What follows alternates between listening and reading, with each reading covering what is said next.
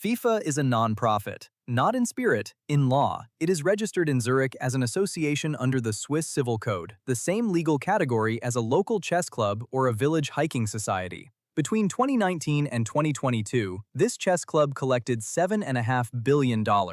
And this summer, in a stadium in California, there is a name on the outside of the building that is not allowed to be seen.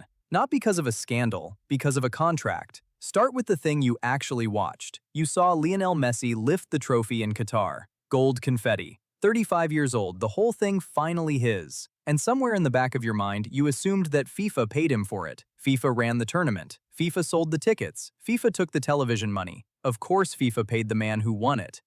It did not. FIFA has never paid Lionel Messi a single dollar in prize money. Not one. The prize pool for Qatar 2022 was $440 million. Argentina's share for winning the entire tournament was $42 million. That money did not go to Messi, it went to the Argentine Football Association, the national federation. What the federation chose to hand its players afterwards was an internal decision, negotiated privately, never published. Every figure you have ever seen for what Messi personally earned from that World Cup was invented by someone who needed a number. So look at the shape of it. FIFA does not employ the players. FIFA does not own a single stadium anywhere on Earth. FIFA does not build the roads, lay the rail, or pay the police. FIFA has a few hundred staff and an office on a hill above Zurich. What exactly is it selling? To answer that, you have to go back to 1974 and to a Brazilian named João Havelange. Before Havelange, FIFA was a small European administrative body. Its president worked from a modest office. The World Cup was a football tournament that happened to be popular. Havelange looked at it and saw something nobody else had seen. He saw an audience, not a sport, an audience, the largest recurring gathering of human attention on the planet, and it was sitting there completely unmonetized. He ran for the presidency and he won, and the campaign that carried him was funded and organized with the help of a German businessman named Horst Dassler, who ran Adidas. Dassler understood exactly what Havelange had understood. Football did not need sponsors. Football needed to be sold to them. Havelange expanded the World Cup from 16 teams to 24. More matches, more broadcast hours, more space to sell. Coca-Cola came in, Adidas came in, and FIFA stopped being an organization that put on a tournament and became an organization that licensed one. Here is the thing about that business. It is almost pure margin. FIFA does not carry the cost of the product it sells. Somebody else builds the stadium, somebody else trains the player, somebody else feeds the crowd. FIFA owns the rights to point a camera at all of it. By the 1990s, the rights were being handled by a Swiss marketing agency called ISL, International Sport and Leisure, founded by Dassler. In 2001, ISL collapsed. The bankruptcy dragged everything into daylight. Swiss investigators established that ISL had been paying bribes to FIFA officials for years, and in 2013, a FIFA Ethics Committee report confirmed that Havelange himself had taken them. He had by then been running world football for a quarter of a century. His successor, Sepp Blatter, took the machine Havelange had built and made it enormous. And then, in May 2015, at dawn, Swiss police walked into the Bauer au Lac Hotel in Zurich and began arresting FIFA officials in their rooms. They were not acting for Switzerland, they were acting on a request from the United States Department of Justice, which had charged senior FIFA figures with racketeering, wire fraud, and money laundering, running to roughly $150 million in bribes over 2 decades. Blatter resigned days later. Hold that thought because it explains something at the end of this. Now watch how the money actually arrives. FIFA's revenue comes from 4 places, and one of them dwarfs the rest. Between 2019 and 2022, of that $7.5 billion, roughly $3.1 billion came from a single line item: television rights. FIFA sells the exclusive right to broadcast the matches, market by market, to networks who then sell your eyeballs onward to advertisers. You do not buy a ticket to the World Cup, you are the ticket. The second line is marketing rights, around $1.35 billion. That is sponsorship, and what a sponsor actually purchases is not a logo, it is exclusivity. When a company signs with FIFA in the beverage category, it is not buying the right to be seen, it is buying the right to be the only one seen. Everything else in that category gets removed. Remember that sentence. The third and fourth lines are licensing and hospitality. Video games, merchandise, corporate boxes sold in packages that cost more than a car. 4 revenue streams. Now the cost sheet. FIFA's costs are prize money, operations, staff, and the money it redistributes to national federations. What is not on FIFA's cost sheet is the tournament itself. Not the stadiums, not the airports, not the hotels, the metro lines, the highways, the tens of thousands of police officers on overtime. Those belong to the host. You have heard that Qatar spent $220 billion on the World Cup.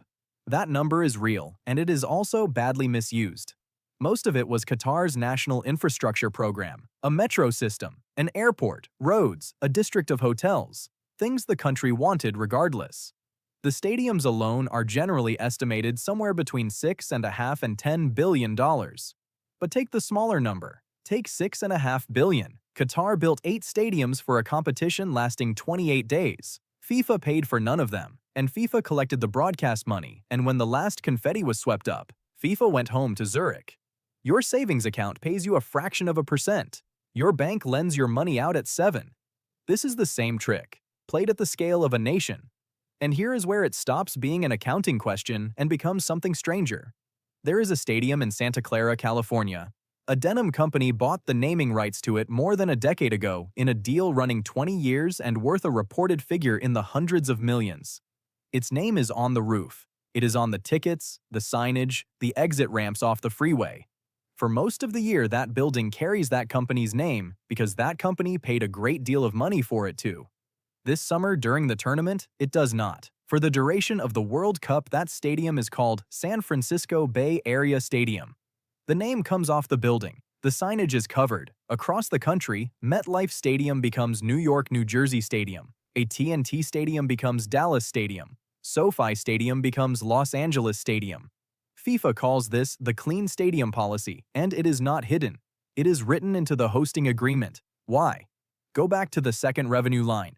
FIFA sold exclusivity. A stadium wearing the name of a company that did not pay FIFA is a competitor standing inside FIFA's showroom. So it comes down. The company that owns the name is not compensated. It is not consulted. It signed a contract with the stadium, and the stadium signed a contract with FIFA, and FIFA's contract wins. And if you think that is only about signage, consider what happened in Qatar. The brewer that had been FIFA's beer partner for over 3 decades paid FIFA an enormous sum for the exclusive right to sell beer at the tournament. It shipped the product. It built the stands inside the stadium perimeters.